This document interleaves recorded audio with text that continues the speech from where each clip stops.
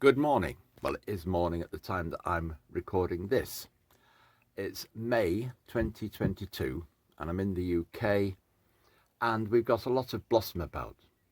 We're going to talk about some double O gauge scenic modelling, but it's just a shot out through the shed door, and my thoughts at the moment are to go for no mow May and to let the lawn area grow, but that's just my thought. Now, I'm going to update you on this. What we're seeing, first of all, is a construction I made as my first piece of baseboard. That's approximately 1/2 inch oriented strand board with some timber bracing. I'm now using it just to protect that scenically modelled area, because there are just some aspects of the lock kit which are rather fragile, and also it provides a bit of workspace, so that's useful for me in this cramped location. And it just so happens that either side the track is quite firmly stuck down, and I've got little razor blocks so that it clears that point motor there and clears the parapet around the bridge.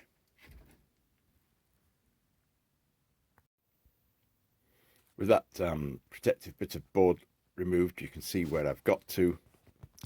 In the previous video you saw a fairly traditional form of construction, blocks of foam. I prefer the insulation foam to polystyrene, that I have used both, used to create some basic, what would we say, land form. It's not the rolling landscape, which would have left a little bit of a valley. If I'd done a rolling landscape, it would have gone down and up the other side if I pull back a bit. The starting point for this, you may have noticed, was 2 sections of baseboard, 40mm difference in height. So you've got the drop in the canal from there to there. Then the canal kit has been set into that at an angle, and then the landform built up. Very traditional. Plaster bandage on top of that. Don't do as I do, do as I say. It's a good maxim, that, isn't it? I only did 1 layer of plaster bandage, a bit of overlapping. The recommendation is 2 layers at least, and then to seal it with PVA. So you do 1 layer of plaster bandage, allow it to dry completely, do another layer, perhaps with the weave going in the opposite direction, allow that to dry completely, and if you've got the resources and time, do a 3rd layer. That will make it really robust and strong, and then after that has dried, you can seal it with PVA before you start. What I have done is sealed it with brown paint, a matte brown interior paint, just a normal decorating paint, and these days they tend to be water-based. I'm setting a mill building in there. I don't know what I'm going to do with this level area here. It's building up as I go along, and that's what it's come to.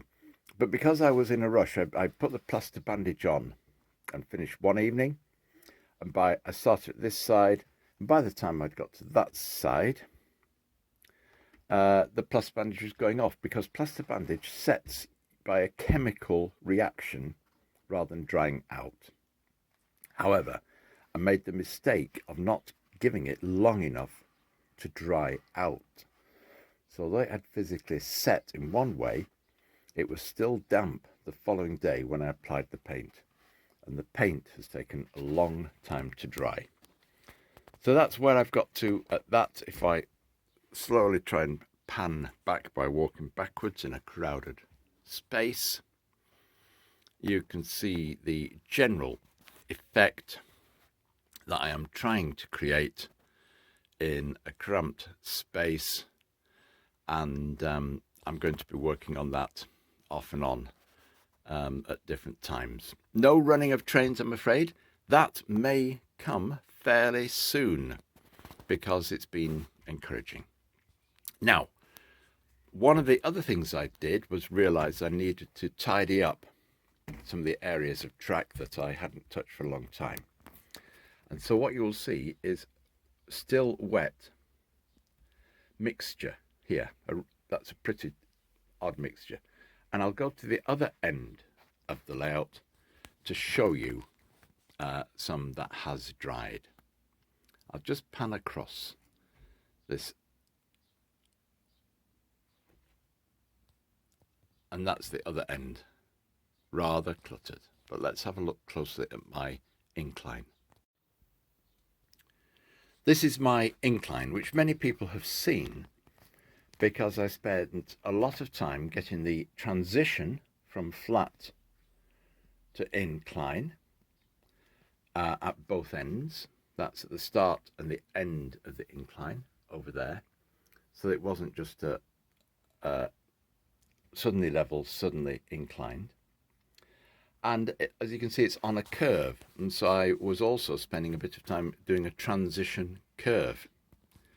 And so the incline moves in 2 dimensions. Well, they all move in 2 dimensions. But I was adjusting it in 2 dimensions.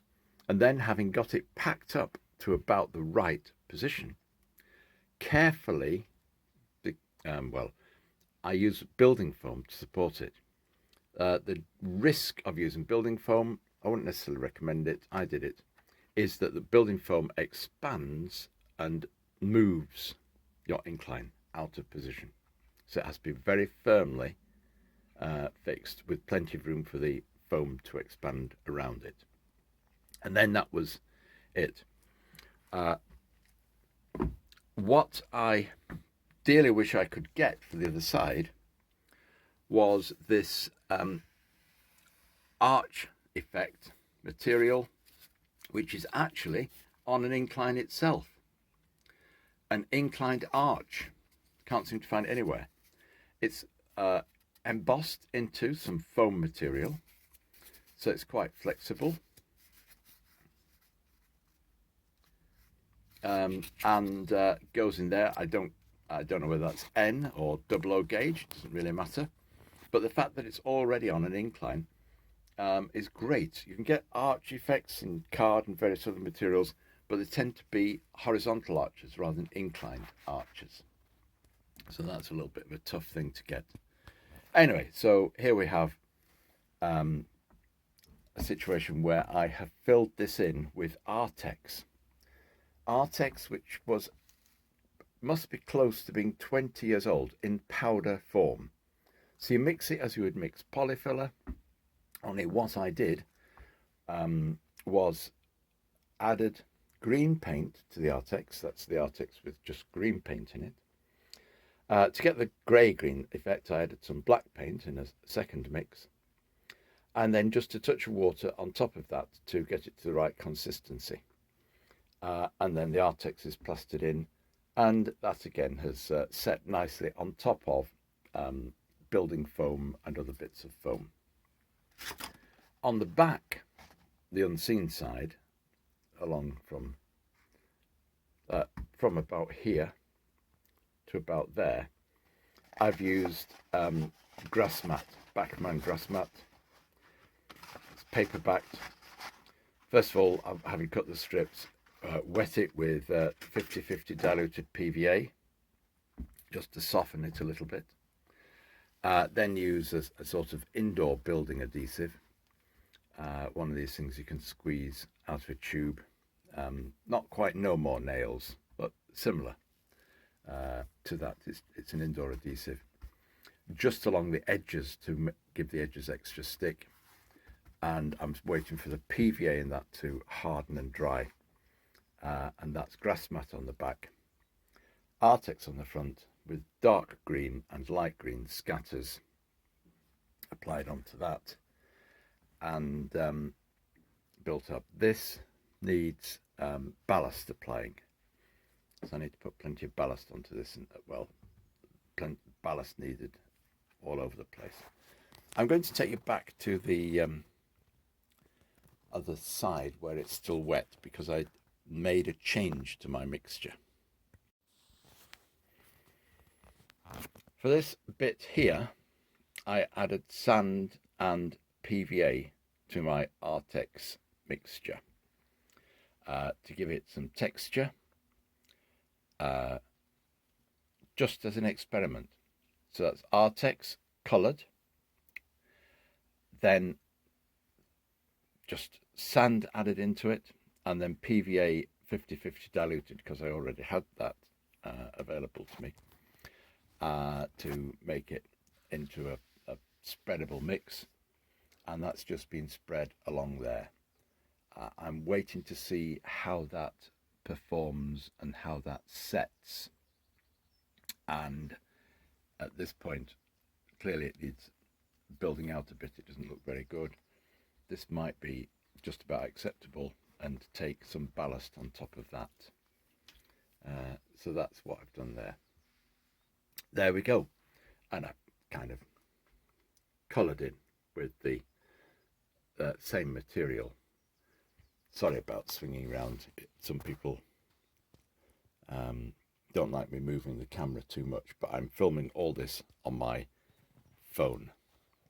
There we are. That's how far we've got. Pause for the weekend while I do other things, and then see if I can get a day or so next week when I can continue with my modelling. Thank you. And here are some still pictures of that progress.